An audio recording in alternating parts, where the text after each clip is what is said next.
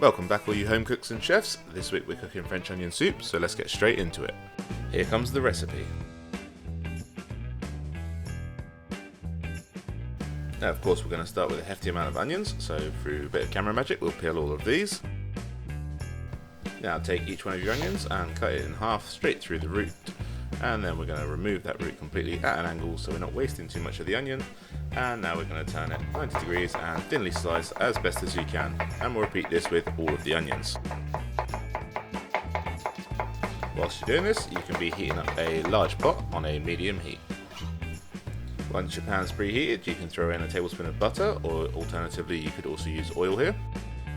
And then next up we need to prep our garlic, so we'll start by just trimming off the root end, and then we'll crush it lightly and just peel off the skins, and they should all come off in one piece like this. Next up we're just going to thinly slice it, and then we'll just chop over it a few times. There's no need for it to be completely fine here, as this will cook for a long time.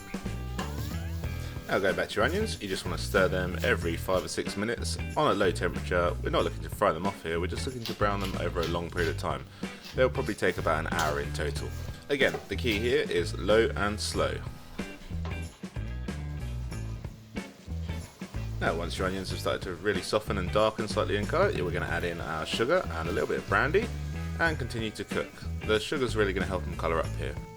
Now keep cooking these out until all the brandy is completely gone, and you can throw in your garlic and keep cooking until you get this deep golden brown colour. Now we're going to go in with our mustard and stir that through. Traditionally you might use something like Dijon or any French mustard, but I prefer the flavour of the English mustard. Anyway, now we're going to go in with our wine and turn the heat up and reduce that wine down until it's nearly all evaporated. Once you're there, we're going to throw in a couple of tablespoons of flour. You can use plain or strong here, it doesn't really matter. Stir that through, and essentially we're just going to make a roux here. This is going to help to thicken up the finished soup.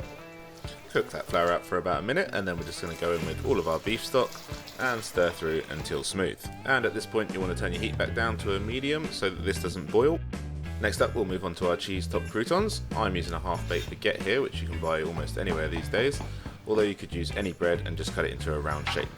Now spread them out onto a tray and put them under your grill or broiler until they are toasted on one side, and then we're going to take them out, flip them over and top them with cheese.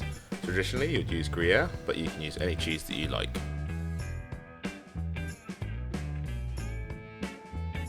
And they can go back under the grill to melt the cheese. Now we'll just have a little taste of our soup, make sure that it's seasoned correctly. If not, adjust the seasoning, and then you're ready to serve. So all that's left is to put it into a bowl, top with a few of your croutons, and enjoy. If you have any questions on this recipe, or you want to see me make something else, drop me a comment below. Otherwise, be sure to leave me a like, subscribe, and I'll see you next week.